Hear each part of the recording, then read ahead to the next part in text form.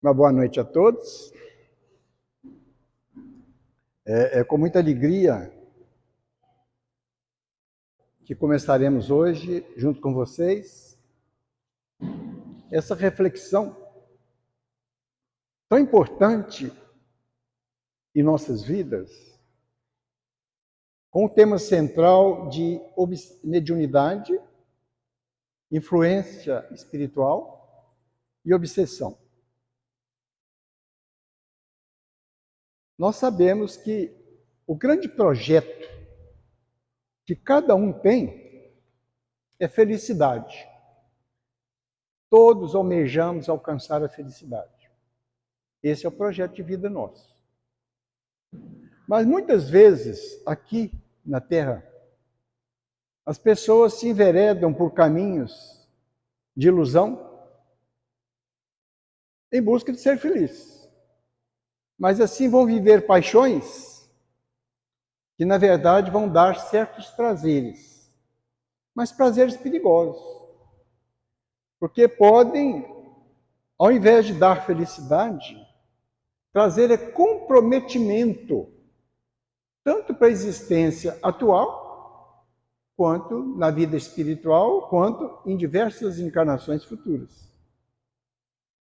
Então Jesus disse assim, com toda a propriedade, como sempre: no mundo tereis aflição, mas tende bom ânimo, eu venci o mundo. Então ele está dizendo para nós que a nossa vida não vai ser fácil, nunca vai ser fácil. O fato de estarmos em um planeta de expiação e provas, como ensina a doutrina espírita, é um planeta de desafios, é uma escola a todo instante. Estamos aqui para aprender a arte do bem viver, evoluir. E para isso, nós vamos ter que passar por diversos desafios, diversos testes, para ver se realmente nós aprendemos. Mas para não desanimar. O Paulo estava preso e escreveu uma carta aos Hebreus, dizendo assim: mesmo com as mãos cansadas e os joelhos desconjuntados, arrasta-te e anda. E passa uma mensagem, então, para nunca desanimarmos, para termos perseverança. E aquele que perseverar até o fim será salvo, ou seja, vai conseguir realizar aquele objetivo, aquele projeto que ele tinha, aquela meta. Então Jesus quis passar essa mensagem. Ninguém veio ao mundo para sofrer. Nós viemos aqui para nos educar, para crescer, para ser feliz. Mas vamos passar por dificuldade. Mas não estamos sozinhos. Teremos sempre algum apoio do nosso lado. Os espíritos bondosos que nos amam, ou que gostam do bem, estarão sempre trazendo alguma forma de nos intuir, de nos inspirar, de nos conduzir a escolher a coisa certa, a viver da maneira adequada. Então a gente vê que não estamos sozinhos no mundo. E certamente vamos passar por muitas dificuldades. São dificuldades do próprio mundo, das situações, das pessoas para nós. Ou dificuldades que nós mesmos criamos no ambiente, com as pessoas. E dificuldades que estão dentro de nós. E são as fontes, são os gatilhos, a geratriz de tudo que se faz do lado de fora, de certo ou de errado. Mas dali também pode vir fonte de sofrimento. Pode vir barreiras para a felicidade. E é mais ou menos isso assim que nós vamos conversar nessa sequência. Então, quando se fala na mediunidade, nós estamos falando de algo que é muito antigo, que existe na Terra desde que o homem aqui está. É um instrumento que Deus utiliza para poder, assim, impulsionar o progresso da humanidade em todos os sentidos da vida humana. A gente fica vendo na Bíblia falar em profeta, profeta, profeta. A gente chega aqui via a doutrina espírita falando em fenômeno psicografia, psicofonia, não sei o quê, materialização, fenômenos. A gente fica ouvindo isso. Mas mediunidade não é só isso. Ela não envolve só as questões religiosas. Ela está lá na ciência, na filosofia, nas artes, na tecnologia, nas comunicações, em todo setor da vida humana, ela está presente. A mediunidade está ali. Não é uma criação do Espiritismo. A mediunidade é uma faculdade do ser humano. Isso que a gente tem que estar atento. A questão da influência espiritual, ela é tão grande, como nós vamos ver na sequência do estudo, que muitas vezes o Espírito coloca palavras na nossa boca e a gente fala as coisas que não desejava falar. Faz as coisas que, pensando melhor, não era conveniente, não era oportuno, não era o momento. E, no entanto, falamos. Saiu. E aí, a gente sente um arrependimento, sente uma tortura muito grande. Por quê? Ao falar, ferimos, magoamos, decepcionamos uma pessoa que às vezes a gente ama muito. Uma pessoa que se deseja todo o bem. Mas esse relance aí vai acontecer. Então isso é muito comum. Os Espíritos colocarem palavras na nossa boca. Daí Jesus fala, vigiai e orai. Vigiai e orai. A gente ficar atento para poder reprimir isso. O Kardec, ele recebeu, lá naquela época, uma mensagem de um Espírito que com certeza seria tão impactante na época que ele julgou por bem em não colocar nas obras básicas. Quando ele morreu, foram lá e pegaram as anotações que ele tinha, compilando aquilo, publicaram Obras Póstumas. Uma obra espetacular. Tem muitas informações interessantes ali. Muitas anotações com relação até às coisas que ele publicou tem. Aí abre mais um pouquinho o leque para a gente. Mas lá está essa mensagem, dizendo assim, a humanidade vai passar por uma grande crise de suicídio e loucura. E como isso aí estava sendo anunciado, é mais ou menos para essa época mesmo, para esse período da transição. Todo mundo está sentindo isso, que o ambiente está esquisito. Ele está muito diferente de pouco tempo atrás. Está pesado. Então tem essa crise em cima da gente. Os autores espirituais, eles têm um papel interessante. Quando a gente vê Joana de Ângeles, ela trouxe para nós um tratado espetacular sobre psicologia do espírito. Hoje as faculdades de psicologia já estão estudando, já é assunto de pós-graduação, de tão profundo que é. Quem estudou viu assim, que coisa interessante.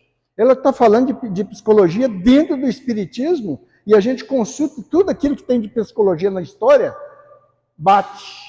Não tem uma contradição, porque a verdade é essa. A doutrina espírita não contradiz com nada. Ela sempre anda na frente. A ciência vem atrás, vai descobrindo e fala, está certo. Está certo, está certo, está certo, está certo.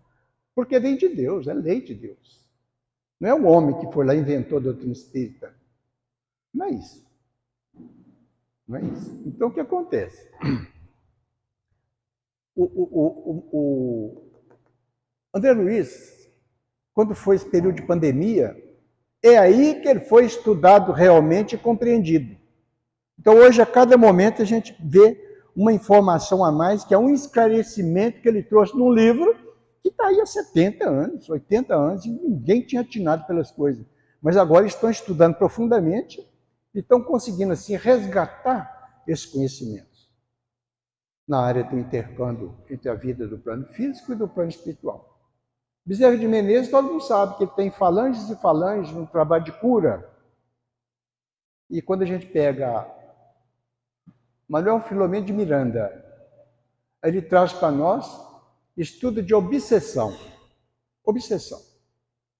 Aí ele disse, a humanidade está passando por uma epidemia de obsessão. Então vamos juntar a fala de Manuel Filomeno de Miranda, epidemia de obsessão, com a mensagem daquele espírito a Kardec, que nós estaríamos passando por uma crise de suicídio e de loucura. Como é que é o suicídio? É o momento em que a pessoa se sente frágil, inseguro, incapaz, sem competência para realizar aquilo que está sendo demandado dele. Às vezes, uma questão amorosa, uma questão de trabalho, de ganho, sei lá. Mas na hora que ele se sente lá para baixo e fala assim, eu não dou conta, essa vida está ruim, estou sofrendo, eu queria sumir, queria desaparecer. Então ele começa a alimentar esses pensamentos, mas ele não quer morrer. Ele quer realmente ficar livre daquele torpor, daquela dificuldade. Só que, a partir do momento que ele pensa assim, vários espíritos que passaram pela mesma situação dele vão para junto dele. A coisa fica tão forte que o sujeito acaba não resistindo e suicida mesmo. Então nós temos duas épocas interessantes que a gente pode comentar nesse período de sequência. Foi em sequência. Não houve espaço de tempo, não. Foi em sequência. Estava havendo comunicações de espíritos que já chegavam falando assim, sou doido, eu sou doido, eu sou doido, eu sou doido. Por quê? Porque ele via vultos, ouvia vozes, sentia a presença dos espíritos, e as pessoas em volta dele não compreendiam isso. E falavam, ele é maluco, ele é perturbado, vamos mandar para o manicômio. E mandava. Quantos deles vieram de lá e lá morreram? E estavam assim. Aí a gente fala assim, meu irmão, você não é louco, você não é perturbado. O que você tem chama-se mediunidade. Só que o pessoal não entende isso, não. Olha ali o que é mediunidade. Nós praticamos aqui a mediunidade com Jesus. A irmã emprestou o corpo para você e eu estou conversando. Você não está achando bom? Eu estou, uai. Então é isso? É. Nós vemos os espíritos, nós sentimos os espíritos, nós conversamos com os espíritos, nós ouvimos os espíritos. É o que acontecia com você, só que as pessoas não entendiam. Então quer dizer que eu não sou louco, não sou louco, não sou louco. Pronto. Ele tinha criado uma monoideia. Sou louco, sou louco, sou louco, sou louco. Foi libertado. Aí mostra-se para ele uma escola. Olha, você pode ir para lá, pode estudar mediunidade, e quando encarnar, você pode formar grupos como esse. E ajudar outras pessoas a entender. Que bom, que bom. Foi uma sequência longa, assim. Ele contava até do manicômio, como é que descrevia lá, e a gente atendia muitos e muitos outros que estavam prisioneiros lá. Não se libertaram por isso. Aqueles tratamentos violentos, agressivos. E aí a pessoa coloca uma monoideia. Eu sou isso, eu sou isso. Ele não sai daquilo. Não consegue se libertar. E na sequência veio o seguinte, quando eles chegam, muito sofrido, muito assim perturbadinho, a gente chega e fala assim, espera, você escuta voz? Nossa senhora, estou escutando até agora. Não parou não, ele morreu, mas continua escutando voz. O que a gente faz? Aplica nele um passe, nós vamos tirar essas vozes. Aí tira, e mostra para ele, olha lá, olha lá. Aquelas vozes eram pessoas, tá vendo?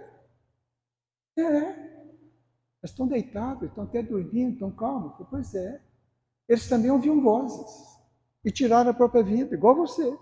Então, quando a gente pensa em morrer, alguém encarnado, junta uma turma de espírito que foi atraído lá dele.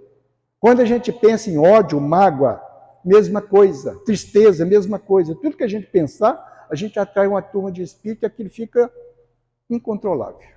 Então, no suicídio, que é a crise que ele falou, estava acontecendo isso agora, ouvindo vozes. Pergunta para as pessoas que estão falando em morrer, se eles escutam vozes. Certamente que sim. Não contam. Porque pensa assim, se eu ficar falando isso, eles vão falar que eu sou doido. Sou louco, estou perturbado. Então a pessoa fica quieta. Então muitos foram assim, manifestaram também, dizendo que passavam por essas coisas, mas não podia falar para ninguém não, porque se falasse era ruim, mandava ir para o manicômio. Uma pessoa que sabe que eles vão pôr no manicômio, que não quer ir para lá, que louco que ele é. Ele tem um juízo perfeito, tem aqueles momentos de crise, mas faltava entendimento. Então, naquela época de Kardec, chamava-se loucura toda deturpação na área psicológica. Então, hoje não. Hoje, com o avanço da ciência, com o detalhamento que faz, já conseguiram agrupar aquelas características, a síndrome ali, e fala assim, aquilo ali é psicose, aquilo é neurose, isso aqui é esquizofrenia, aquilo é bipolaridade, aquilo é déficit de atenção, isso aqui é autismo, aquilo, aquilo. Eles já sabem. E mostram como é que deve agir. O que fazer para curar essa doença. Mas ela veio de onde? Aí que está. Esse mal pode ter vindo de um trauma na infância, pode, de algo do passado, que ele está carregando agora, sei lá, sentimento de culpa, de medo, qualquer coisa, que está causando esse transtorno mental. E ao momento que ele sentiu aquilo, já atraiu espíritos que passaram pela mesma situação. Isso que a gente tem que entender. O sujeito não está sozinho, não. E às vezes você vê alguém lá fora, quando olha alguém assim, fala assim, o Zé está carregado. Como se eu tivesse cheio de obsessor. Não. Tem um espírito ali que acabou, que foi atraindo outros. Pode ser um obsessor. Mas todo mundo ali pensa e passa pelo mesmo problema, então fica parecendo que a intenção é a mesma. Não. Viveram a mesma situação nossa. Não são cobradores, como se diz. São pessoas que estão precisando de carinho, de esclarecimento, de acolhimento, de amparo mesmo, de orientação. E aí são orientados. Então aí a gente vê que quando vêm as informações do plano espiritual, elas se conjuminam, se completam, se explicam, nunca contradizem. Então, para a gente estudar mediunidade, influência espiritual e obsessão, é preciso que a gente nivele, aceite alguns princípios, algumas verdades, como, por exemplo, a existência do espírito. Nós precisamos, primeiramente, aceitar isso. Então, onde que a gente vai estudar mediunidade? Livro dos Médiuns, que durante muito tempo consideravam que ele deveria ser um livro só para os médiuns que participam de mesa mediúnica. Não. Toda pessoa deve estudar. Por quê? É isso que vocês vão ver na sequência da nossa fala. É para entender o que acontece com a gente nessa relação com o mundo físico e o mundo espiritual. O que está acontecendo? A gente entendendo isso vai ficar muito mais fácil da gente tomar decisões e resolver. Por quê? O assunto nosso, ele é tão importante porque ele vai trabalhar exatamente fatos impactantes da nossa vida que causam grandes transtornos e que, às vezes, são problemas. Nós vamos encontrar soluções pelo conhecimento. São fontes de tristeza. Nós vamos encontrar alegrias. Ao invés de andar nas sombras, vamos caminhar na luz. Com conhecimento aí. Ele vai fazer isso com a gente. Vai nos despertar para as verdades divinas e nos impulsionar para frente. Então, mesmo que seja aquele momento de muita dificuldade, com os joelhos desconjuntados, com as mãos cansadas, arrasta e vai. Não desanima nunca. Que vai conseguir. Questão de tempo. Deus usa muito o tempo como instrumento de reformação para nós, de reforma para nós. Mas agora, quando a gente olha Livro dos Médiuns, mediunidade, fenômeno espírita, as pessoas pensam só no fenômeno. Eu estudando o Livro dos Médiuns, eu vou entender como é que ocorre psicografia, psicofonia, materialização, cura e tal. Não é esse o objetivo.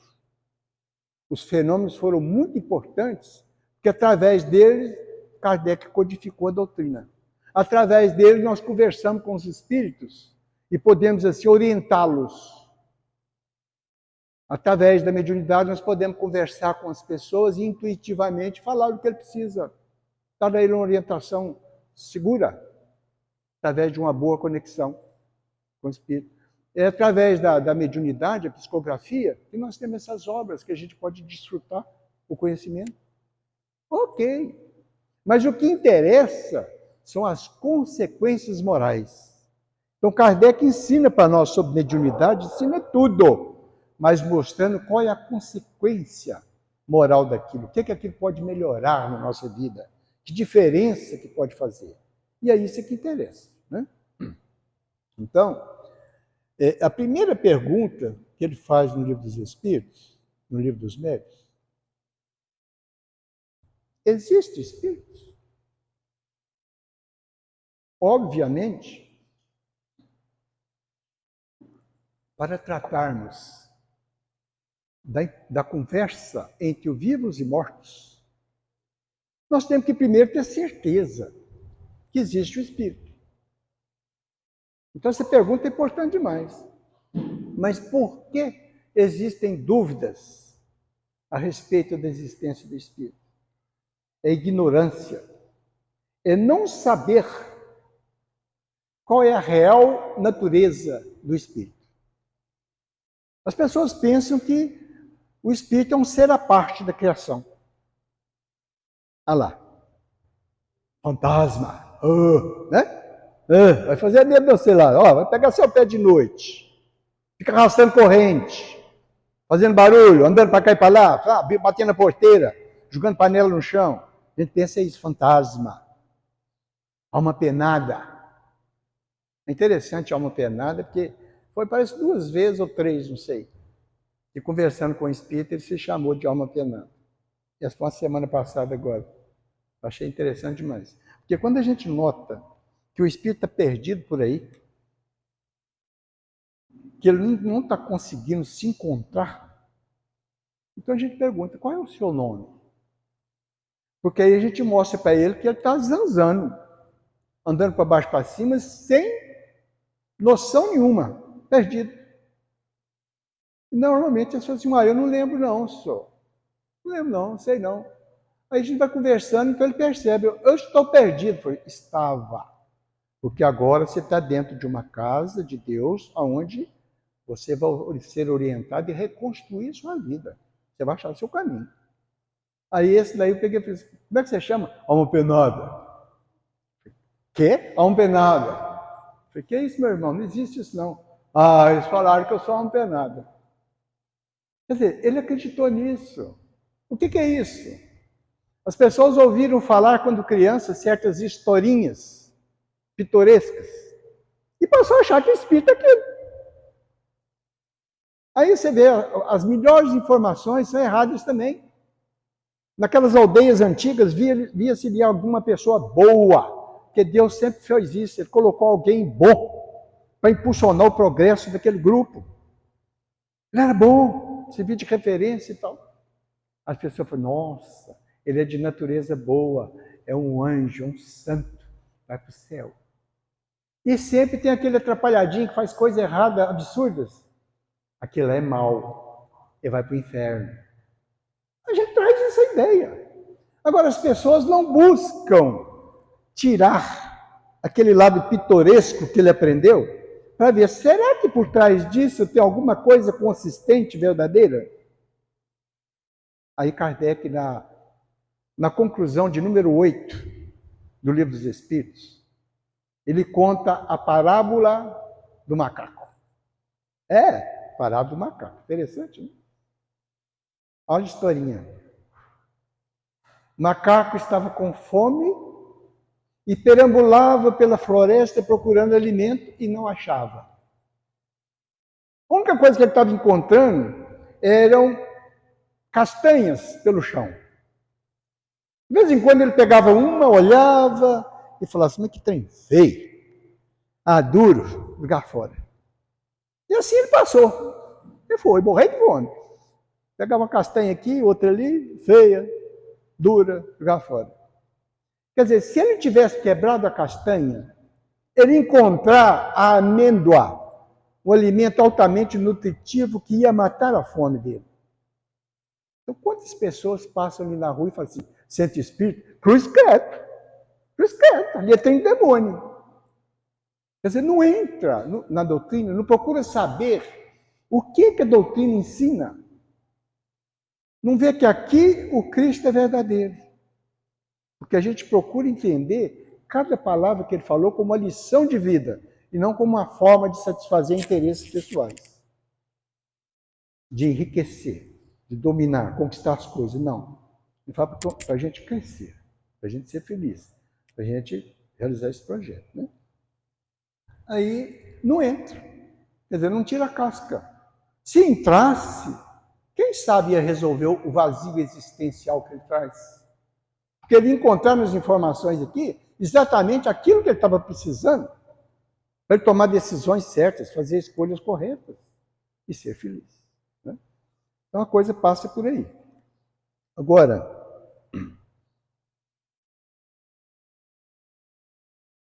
então, seja qual for a ideia que a pessoa tem de Deus,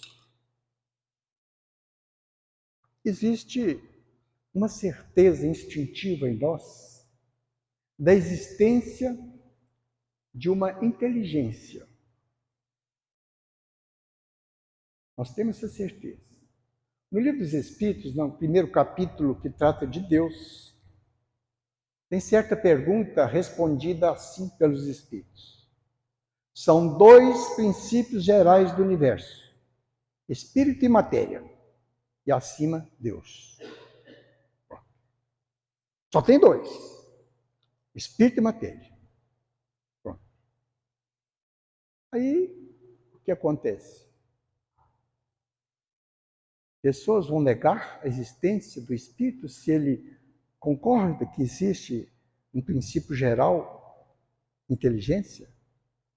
A primeira pergunta de Kardec é essa: o que é Deus? É a inteligência suprema, causa primária de todas as coisas. Inteligência. A gente pode ver Deus como um Espírito perfeito. A questão da doutrina espírita, que a gente tem que chamar a atenção, o Evangelho de João, ele registra um certo momento final do messianato do Cristo, quando diz assim: eu vou rogar ao Pai, ele vos enviará um outro Consolador, o Espírito da Verdade. E nós entendemos que o Consolador, prometido por Jesus, é a doutrina espírita. E que o Espírito da Verdade é ele mesmo. Isso tem psicografia nas obras básicas lá, assinadas, que mostram ser Jesus, com toda tranquilidade. O que ele fez? Ele comandou um conjunto de espíritos que foram ditando, respondendo as perguntas que Kardec fez. Kardec, ele trabalhou mais de 1000 casas espíritas do mundo inteiro. Foi muita coisa, ele foi selecionando médios, esse que não serve, foi selecionando casos que não servem, respostas, e vendo quais que tinham coerência uma com a outra, que aí ele mostrou aquela questão até científica, universalidade das informações do Espírito. É uma coisa universal. Pode ter uma palavrinha diferente, mas o conteúdo, o dizer é o mesmo. E aí ele publicou as obras, a partir disso. Então, como é que a gente pode dizer que a doutrina espírita é consoladora? Uma mãe que perdeu um filho vem nos procurar. Nós vamos conversar. Primeira coisa que a gente vai falar: eu entendo a sua dor, minha irmã. A maior dor que pode existir é essa: perder um filho. Então não tem nada de errado você sentir dor.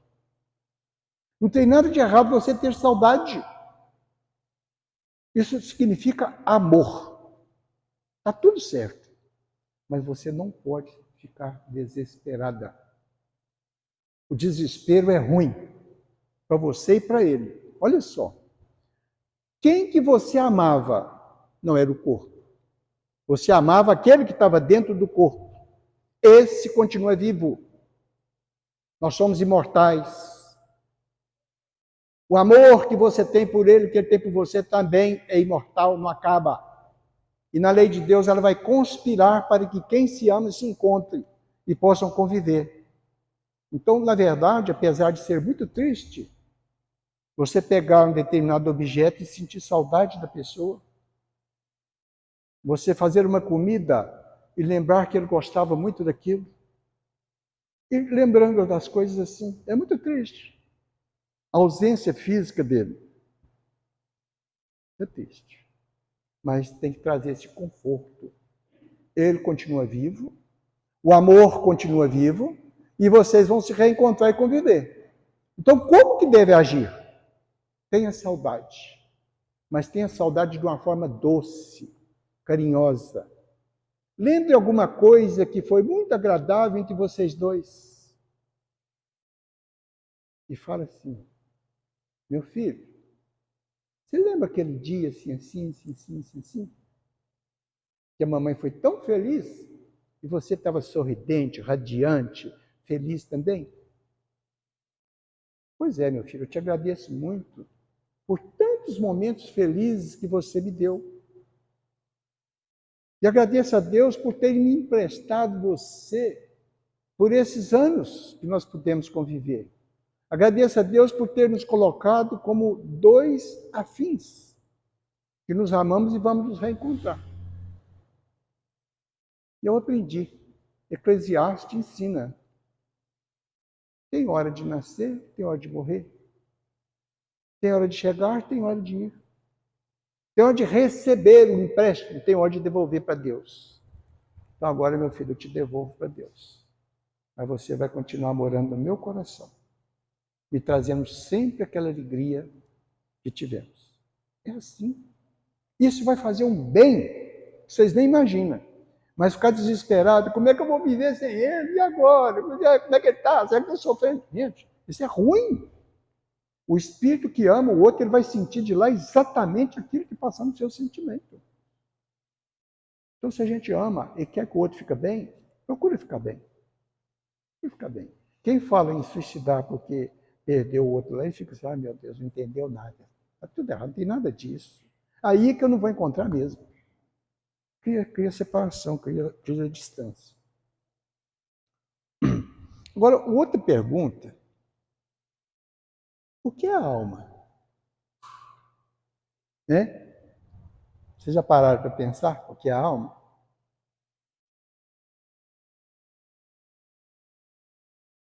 Hã? Nós estamos caladinho? Hã? Já pensou? Hoje nós somos uma alma? É bonito isso? Tá bom. Então Kardec ensina que para nós compreendermos mediunidade, influência espiritual e obsessão, nós temos que começar do entendimento da alma e não do espírito. Tem que saber a partir dali. Como nossa percepção espiritual é muito pequena, como nosso corpo percebe muito pouco essas coisas, a maioria, né? A maioria da humanidade quase nem percebe que existe esse trânsito, mundo espiritual e mundo físico. Tem nem ideia. A quantidade de gente que morre pensando que morreu, acabou, e chega de lá e fica todo perturbadinho, é muita gente. Muita gente. Porque ele olha para si assim, vê o perispírito e se acha vivo. Está vivo. Está vivo. Acha que é o corpo, não é o corpo. Aí conversa com as pessoas e ninguém responde. Ele fica dentro de casa, andando para lá e para cá, e fala assim, puxa, mas fui eu que construí essa casa, eu que formei essa família, agora estão fazendo por causa de mim, ninguém fala nada comigo? Então, dependendo de qual é o caráter desse indivíduo, ele pode ficar triste, decepcionado ou irritado. Ou irritado, por ignorância, não é por maldade. E quantos que ficam ali doidinhos para ajudar o familiar e não conseguem? E ele vai ficando uma tristeza, queria ajudar, não? Aí quando a gente conversa com ele, aí ele entende que ele está mais atrapalhando do que ajudando. Ele mesmo fala isso. Só a gente fazer uma pergunta. Você notou que toda vez que você se aproxima dele, ele sente mal-estar? Você também? É. E na medida que você se afasta, o mal-estar diminui? É. Eu tinha pensado, não, quer dizer que eu estou fazendo mal para ele? Não. A gente tem que ajudar o espírito a compreender o que está acontecendo. Quer dizer que então que lá não é meu lugar. Não é mais não. Ele vai sossegado. Quando a gente queima uma caixa de marimbondo, alguns ficam ali por algum tempo, voando em volta, pensando que vão conseguir habitar de novo aquela casa. Mas não vão. Vai chegar um momento que ele vai concluir que não dá mais ali. Aí vai embora. E assim, 65, 70% das pessoas morrem e ficam aqui, querendo fazer aquilo que fazia antes, frequentar os ambientes que fazia antes, ficar junto às pessoas que gostavam antes. Então, qual que é a tendência da criatura humana? A gente olha para o espelho, aqui, ó,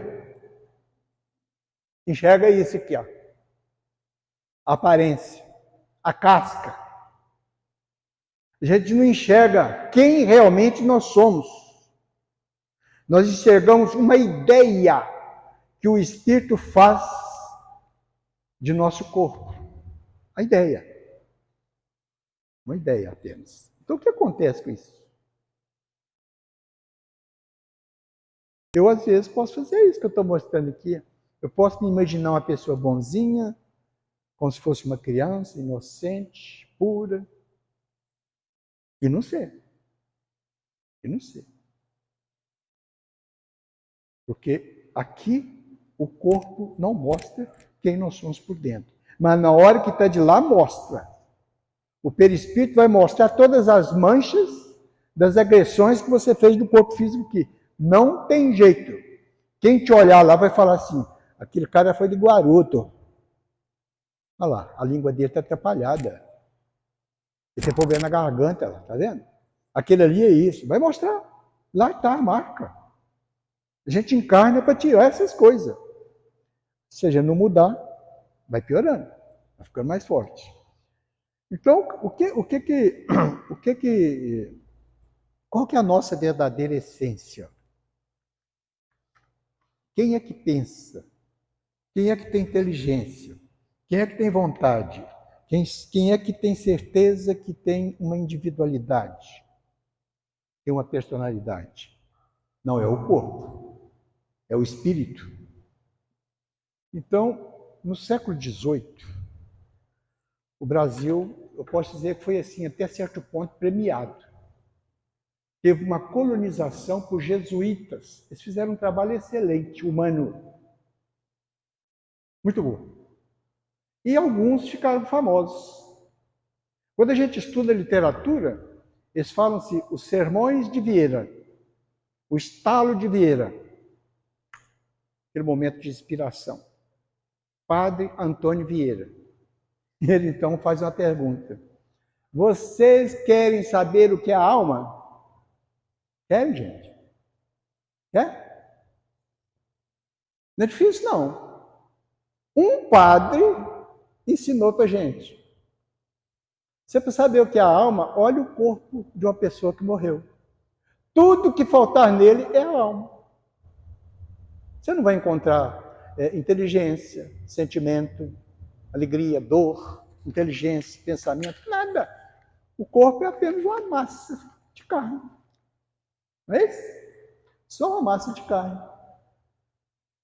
Aí eu estou representando ali, quando a gente dorme, é uma emancipação da alma durante o processo do sono físico. Aí o que acontece com aquilo lá? Aquela gradação ali está significando o perispírito deixando o corpo lá, pode ver que são iguais. Ó. O corpo e o perispírito. Então, 3 desenhos de perispírito. Está indo embora. Aí o que Jesus fala? O espírito sopra onde quer. Ninguém sabe de onde vem, ninguém sabe para onde vai. Tem uns que vão longe. Vão longe. Tem outros que ficam agarradinhos no corpo. Qual que vocês acham que é melhor? O que vai longe ou o que fica agarrado no corpo? Quem fica agarrado no corpo, não que morre, fica lá na sepultura, lá em cima, vigiando o corpo. Ou então dentro do caixão. Está tão agarrado que não se liberta. É mental. Mental. Ele não se liberta. Já morreu, já desencarnou. Não tinha que estar ali, não. Podia ter seguido. Não seguiu. Porque está só com aquela ideia ali, ó, aquele corpo. E o outro que vai longe? Aí Jesus fala assim: o espírito está onde está o tesouro do seu coração. Ele pode ir para qualquer lugar. Depende da personalidade, depende dos interesses dele, aquilo que ele dá valor. A pessoa que quer bagunça, ele pode, qualquer hora da noite, ele vai encontrar um lugarzinho para ele, porque tem fuso horário. Fuso horário. Então, ele anda por aí a noite inteira para fazer bagunça. Né? Mas as pessoas que, igual nós aqui, que são pessoas boazinhas, eu acredito que a gente, quando sair daqui, a gente vai visitar algum lugar bonito, algum lugar agradável. Aí o que acontece? A gente chega lá e fala assim: nossa, que coisa boa, isso aqui é bonito demais, isso aqui é gostoso demais. E eu estou passando cada problema, não estou achando que eu não vou dar conta, eu vou ficar por aqui. Vou ficar por aqui. Vou voltar, não. Aí o que acontece? Você está dormindo. Aí de repente, você está lá assim, ó. Roncando igual um porco gordo na ceva. Aí alguém entra no quarto, ou cutuca. Acorda. Aí imediatamente você volta. Aí volta assim. Você é uma coisa, direito você me mata. Você me mata. Parece que o coração vai sair pela boca. Assim? Quem que garante isso? O cordão prateado. Ele é a nossa defesa de manter a nossa encarnação. A gente não foge de jeito nenhum. Qualquer perigo que o corpo passar, o espírito volta para cá por causa dele. Então o cara não consegue matar você sem o espírito junto. Na hora que ele apontar o revólver, você já entra no corpo. Não tem jeito. A força de atração é muito grande. E ela que nos garante a encarnação. Agora, eu falei do padre Antônio Vieira, que é português. Mas tem um padre também, Teilhard de Chardin, francês, que ele escreveu uma frase, para mim, muito rica, muito nobre.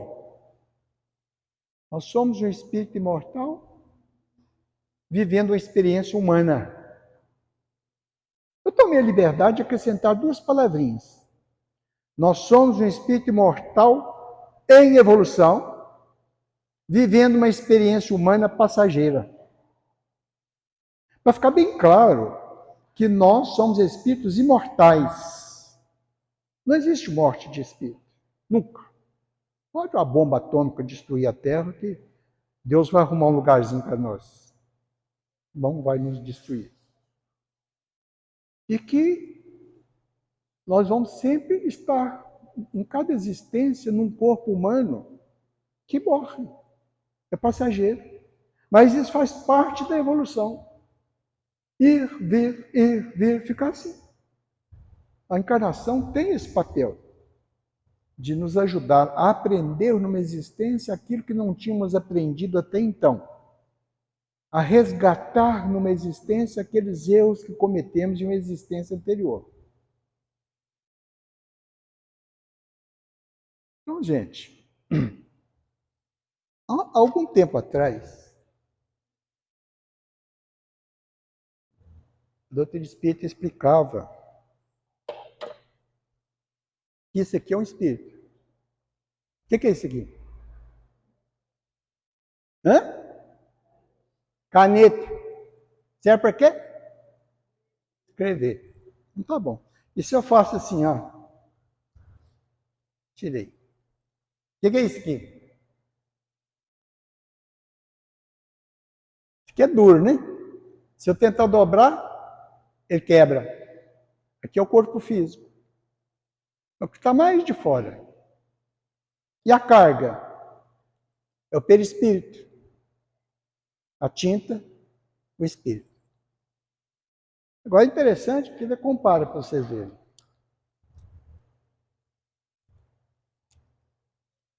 Olha esse perispírito aqui. Agora olha esse corpo aqui, ó. Esse buraco aqui é muito mais muito maior. A dimensão dele é maior. Para poder caber o perispírito. Isso significa que o perispírito é o modelador plástico do corpo físico. O corpo será adaptado, uma cópia do perispírito. Porque se eu pegar essa carga aqui, ó, e tentar colocar nessa aqui, não entra. Esse perispírito não cabe nesse corpo. Então, o corpo que nós temos, cada um tem, ele tem características semelhantes em muitos aspectos, mas ele é uma individualidade, uma característica. Agora eu pergunto, e qual que é a forma da tinta? Não tem forma. Ela vai ser a forma que aqui tiver. Então vamos pensar assim, quem que somos nós? Nós somos luzes. Uma centelha divina. Nós não temos forma. O perispírito, ele é produzido através de um campo magnético que o espírito produz em torno dele. E aí ele o envolve. O espírito está dentro do perispírito. E esse perispírito imprime uma cópia no corpo físico, de formas que nós podemos nos reconhecer. Aquela ali é minha filha Maiara. Né? Que é o Marquinhos. Olha lá, o Marquinhos. Hoje, né? Joia. Tá vendo, gente? E no plano espiritual? Às vezes a pessoa fala assim, puxa, eu sonhei com a minha bisavó. Eu não vi o rosto dela direito, não. Eu tenho certeza que é. É. Mesmo que você não tenha visto a fisionomia, você sentiu a energia. Você sentiu o perfume, o cheiro daquela pessoa. Aí é espiritual. São percepções espirituais. Conforme pode ver a fisionomia dela. Como é que o espírito vai se apresentar do lado de lá? Com a fisionomia que mais lhe agradar. O exemplo é o Emmanuel. Ele quis resgatar a encarnação que ele foi senador romano como Públio Lentulus. Então ele se apresenta em todas as obras como senador. Ultimamente ele está se aparecendo com os cabelinhos brancos. Não é que tenha branqueado o cabelo, não. É para que as pessoas que forem assim, meio devagar possam entender que ele está ficando velho. Mas não é nada disso. Possam ver, gente, tem tantos anos, né? Tem mais de 70 anos que ele está editando livro aí e continua com a mesma cara. Porque o espírito tem essa possibilidade. Olha aqui, ó. O perispírito dobra. O espírito pode manipular o perispírito pelo pensamento. Tudo no espírito é pensamento. Ele domina e forma o que ele quiser aqui. Então a forma dele vai ser ali dentro. Se for um cara gordo, o espírito vai se espalhar naquele tudo. Se for magrinho, vai ser naquele magrinho. É criança, está na criança, vai crescendo, vai estar lá, está lá dentro, espalha. Não tem forma não. Não tem forma não. Tá? Não é essa a questão. Agora, o que a gente vê aqui? O principal é o espírito. Em Gênesis, capítulo 1, versículo 26, é aquele ensinamento que Moisés colocou, e Deus nos criou a sua imagem e semelhança. O que é Deus? Inteligência suprema, causa primária de todas as coisas. Deus tem mão? Não. Tem pé? Não. Tem cabeça, orelha, olhos? Não. Então nós também não temos. O espírito não tem. O espírito tem um perispírito com isso. E ele imprime isso no corpo se ele estiver aqui. Mas ele vai trabalhar só pensamento. Aí que está. E o que a gente faz? Ao invés de nos adequarmos a essa informação, sois deuses, sois semelhante a Deus. E aí a gente observa todos os atributos dele em nível infinito. Infinito amor, justiça, misericórdia, inteligência, onipresença e tal. Ao invés da gente trazer para a nossa vida que seja no nível acanhado. A gente não faz isso não. A gente coloca Deus como se fosse a nossa imagem. Olha que desastre. A página negra da história da humanidade chama-se época medieval. Ali aconteceram atrocidades que matam a humanidade de vergonha.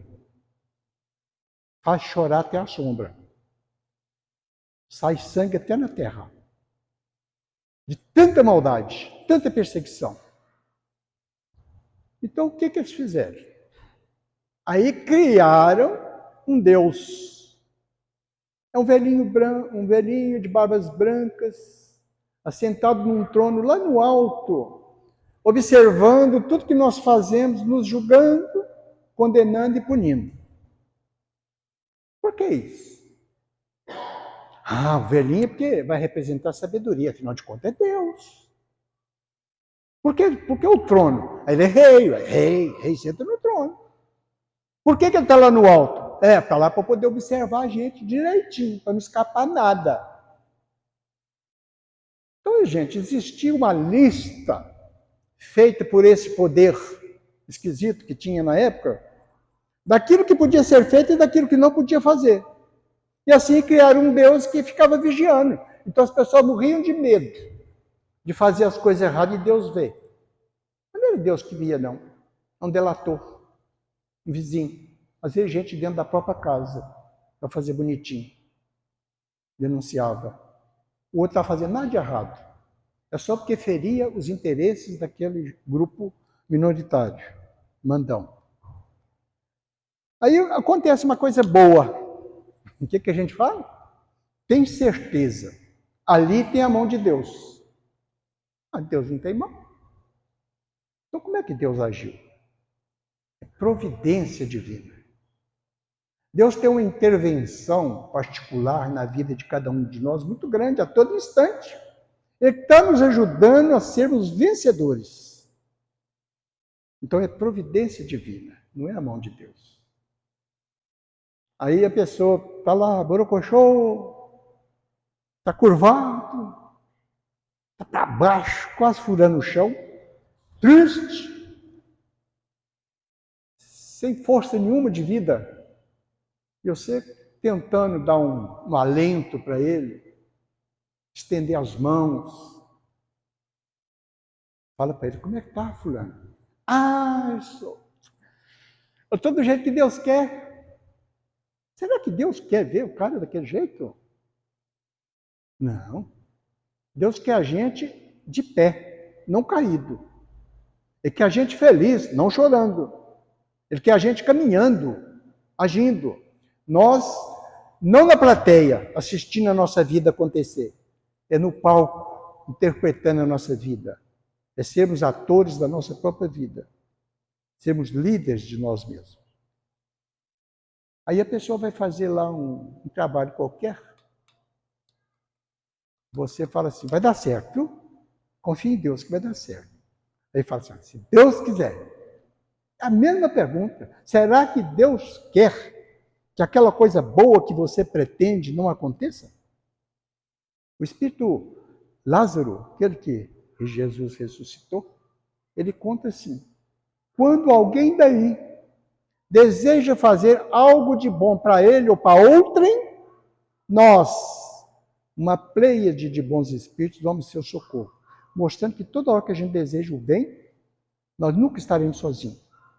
Sempre teremos amparo. Então, o Deus é imaterial. Não tem forma específica. E nós somos o quê? Luzes. Jesus falou isso. Ele falou que nós somos a luz do mundo e o sal da terra. Como luz do mundo, nós temos que nos colocar na seguinte posição. Nós temos que ser aquele que cuida dos nossos irmãos menores. Então temos que lidar com respeito aos animais, aos vegetais, aos minerais, à natureza, ao meio ambiente. Aquele animalzinho que você cria dentro de casa, você vai cuidando dele ali com afeto, que ele vai estreitando laços. Você ali está ajudando aquele princípio inteligente a evoluir. Ele vai carregar essas experiências no processo evolutivo dele. Se o ambiente for de carinho, de amor, de fraternidade, com ele e entre as pessoas. Agora, se for um ambiente conturbado, você está ajudando a criar ali um animal feroz. É isso aí. Então, nós temos que ajudar os irmãos que estão abaixo de nós na evolução e também aqueles que estão no mesmo nível nosso. Esse é o trabalho. A finalidade nossa no mundo é fraternidade, é solidariedade. E isso aonde a gente estiver. Aquela frasezinha, né? Floresça onde Deus te colocar. No lar, no trabalho, na religião, na rua. Em todo momento, em qualquer lugar, em qualquer situação, com qualquer pessoa. Leve luz para ele. Ajude-o a compreender e sair daquele problema, daquele dilema que ele está passando. Dê forças para ele. E o sal da terra, o sal serve para temperar. Não tem trem pior que a comida sem sal. É o tempero é que faz com que fique agradável, gostosa, deliciosa, que a gente queira mais. Né? Hoje eu vou fazer isso assim, assim. Eu gosto demais da coisa. Fica gostoso. Então vamos ajudar as pessoas a sentirem prazer de viver. Não é prazer físico, é prazer emocional, é prazer espiritual, é alegria íntima, felicidade. Para que ele possa assim ver os valores que ele tem, quem ele é realmente e poder desfrutar disso para ele mesmo. Semana que vem nós vamos dar continuidade e aí eu vou falar semana que vem, mas vocês não vão me chamar de mentiroso não. Até pouco tempo a doutrina espírita sintetizava para nós o ser humano como 3 partes: espírito, perispírito e corpo físico. Mas agora avançou um pouco mais. Avançou um pouco mais, já está se entendendo melhor as coisas. Apesar que a obra está aí. O André Luiz está aí mais de 70 anos. Agora que estão entendendo. Então aqui nós já vamos começar desse ponto. Que na verdade o ser humano são 5 itens. Corpo físico, entre o corpo físico e o perispírito, duplo etérico, entre o perispírito e o espírito, o corpo mental. E aí nós vamos entender muita coisa que não dava tempo de falar aqui hoje. Então vai ser uma reunião específica para a gente entender como que isso funciona e poder aplicar lá fora na vida da gente. Eu espero que tenha sido útil para vocês. Nós vamos encerrar aqui nossa fala repetindo sempre. Façam o culto do Evangelho no lar. Leve a luz para a sua família. Tempere com o Evangelho a vida dos seus familiares. Olha lá, Jesus está batendo. Deixa ele entrar. Muita paz a todos. Que Deus nos abençoe, que Deus nos ilumine. Obrigado.